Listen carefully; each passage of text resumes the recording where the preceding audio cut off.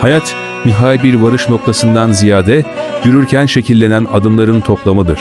Bazen planların, hedeflerin ve geleceğe dair kurulan büyük hayallerin gürültüsünde unutulsa da, yaşam aslında sessizce akan o küçük anların içinde gizlidir. Sabaha karşı pencereden giren serinlikte, içilen sıcak bir çayın buğusunda ya da bir dostun içten tebessümünde beliren o tanıdık duygu, var olmanın en somut kanıtıdır.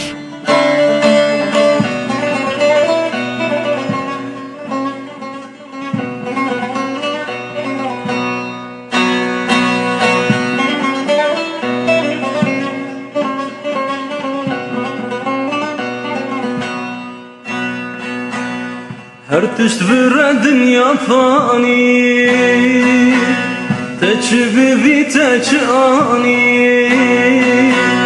Her tişt vire dünya fani, teç bibi teç ani. Te xwendiyem çi zimani, gelo çi maşiyara be. Te xwendiyem çi zimani.